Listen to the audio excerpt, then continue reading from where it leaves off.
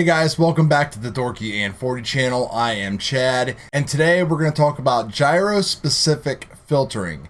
Basically, what kind of gyros are in three different kind of subsets of flight controllers and how you should think about maybe applying your filters in Betaflight. So in my case, there's three different kind of flight controllers that have a little differences as far as what kind of filtering is built into the gyro. So what we're talking about is filters that are built in, not these, but actually built into the little gyro chip itself that lives inside of the flight controller. So the first thing let's talk about right off the bat is your basic standard F4 flight controller, like your JB-F4, your Pureflip boards, things like that. Flight controllers that use the MPU 6000 gyro.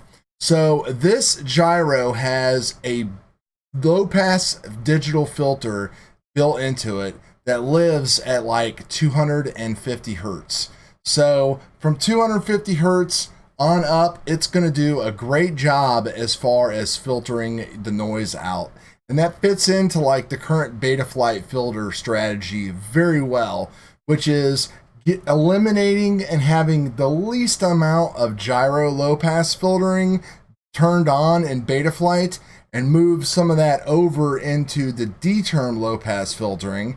So that way you can minimize your phase delay, clean up the D, and that should allow you to increase your PIDs to get a way better feeling and more locked and tuned quad. So for example, this is my very first old Mr. Steve Source 1 build here that I have, and you can see that I have two D-term low pass filters enabled here, and I haven't touched this quad in months, so some of this could probably be changed and cleaned up more if I wanted to, but this thing flies really good and I'm just gonna leave it like it is. But on a typical MPU 6000 build on an F4 flight controller, your standard run-of-the-mill flight controller, the current strategy, Mark from UAV Tech has went over this, and pretty much all the guys on the Betaflight black box group are kind of saying, you know, if you can get away with it, if your black boxes and noise profiles look clean, this is what is going to help you. And I cannot agree more, because I've been able to tune my 6-inch, 7-inch, 3-inch, pretty much everything all the same way here. So the whole thing is your dynamic notch is going to do all the work and all the heavy lifting here.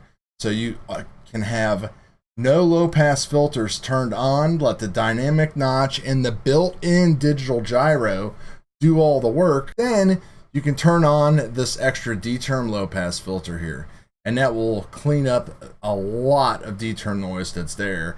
And we're going to talk about that stuff in, I think, the next video. It's hard to break these down individually, the gyro low pass and the D-term low pass, without talking about each other. And that's where I think you kind of lose people. So I want to try to do these together a little bit and separate them out as much as I can. Just because I think when you start talking too much, it just kind of loses people. The 6000 gyros, this is pretty much what people are shooting for these days. And sometimes what we're doing is just putting this at a PT1 at 150 or maybe at 250. Right now I have it at a biquad at 150, and you know, that's all good. And I'm just going to turn this back on because that's kind of how it is. So the next flight controller we'll talk about, we'll stay in the Betaflight world here, is the Radix by Brain FPV. So the Radix uses this Bosch gyro, which has kind of some built-in trickery and stuff like that built into it. And it actually has a digital gyro filter built into it as well, but it is at 900 hertz. So this gyro runs at a slower speed. I think it's around 3K, even though you'll put in 8K and it doesn't matter. If you go to like get status or whatever, you'll see the speed that it's running at. So what I've noticed, and you don't see a lot of people really talking about how to like tune the Brain filters and stuff like that, but it's pretty much what I had to do when it came to setting stuff up on a 5-inch build and a 6-inch build. And if I get the quad, let me get the quad and we'll just show you what it looks like. Okay, so here is my filtering with the Radix. Ignore this gyro notch filter here because I had this like little weird thing going on that I had to notch out. Might be a bad gyro, only does it on pitch. Pretty much not a frame issue, but anyway, ignore this. But you can see that since I don't have that built-in digital low-pass filter on the gyro, that I kind of had to turn one on here to help clean up noise and just bring things down a little bit. So the gyro itself is a little bit more sensitive than the MPU 6000, and it's not a bad thing. Turning this on does increase phase delay and stuff a little bit, but honestly, this is on my 6-inch build. This thing flies great. You can see we applied the same strategy here. I went over this, I think, in my last video as far as turning down the D-term low passes and then adding another one at PT1 here. And then, of course, you know, on a 6-inch, I see a lot of people 6 and 7 inches, they're copying and pasting the community presets and stuff. And I was even going to upload this as a community preset. I just haven't got around to it yet. But you can see that I have not dropped my PIDs. I have increased all of them, and I am also running way less filtering than on the community preset. So that was the Brain FPV Radix. Now let's talk about Flight 1. And whether you want to use Flight 1 Revolt OSD boards with Betaflight on them, which I have before, and they work freaking fantastic. I highly recommend it for Betaflight, honestly. It's very nice board hardware. If you can get them, I think they're pretty much in stock in a lot of places right now or coming into stock this week. Preston just put out a video saying that, you know, everything is stocked up except ESCs, of course. The thing about the Flight 1 ICM gyro is that it has no built-in filter on the front end on the gyro. So it's kind of the opposite.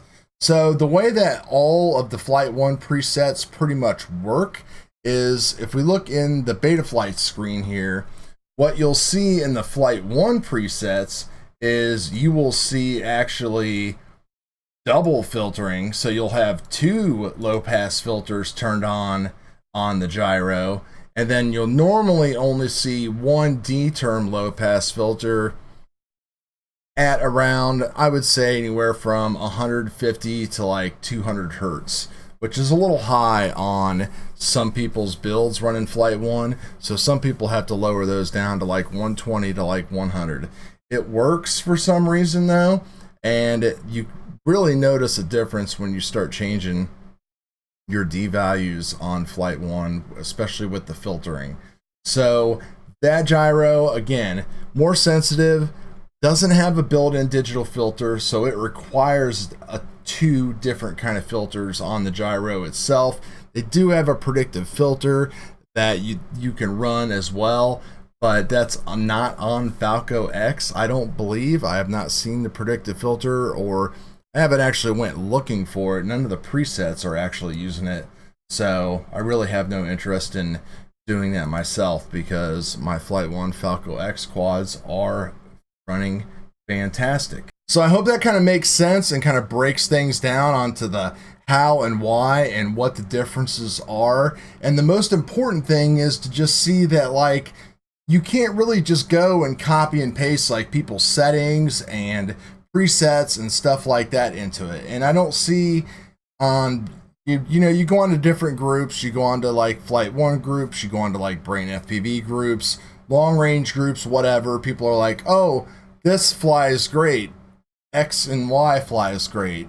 I still don't see people putting the meat and potatoes out there like this. You might see a diff or something like that posted every now and then, but you don't see people speaking about the actual inside meat and potatoes. Like, there's still so many people that don't know how to run a black box log, and if they even know how to run it, they still don't know how to do the basic stuff. And honestly, guys, like, I did not either, and I still don't understand a lot of it. But just knowing the basics and some basic language and being able to communicate that out onto the Facebook group and do a waterfall graph to show what Brian and Chris and Kuda and all the guys need on there to give you like quick answers. I mean, it really is as simple as go out, do the flights, get the logs, put it on Facebook, and usually within a couple hours, you're going to have like some good information to get you like 90% there. I'm telling you, with the filters, once those things are set, that's why I talk about them so much. Once they are set, you can do anything with these PIDs.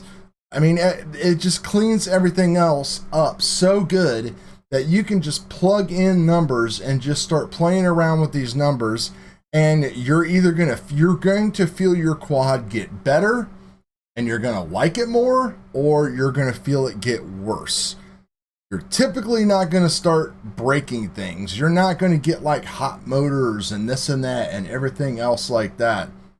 As long as you're taking things in a smart approach, listening to the right people and asking the right questions. But unfortunately, you do have to put in a little bit of work.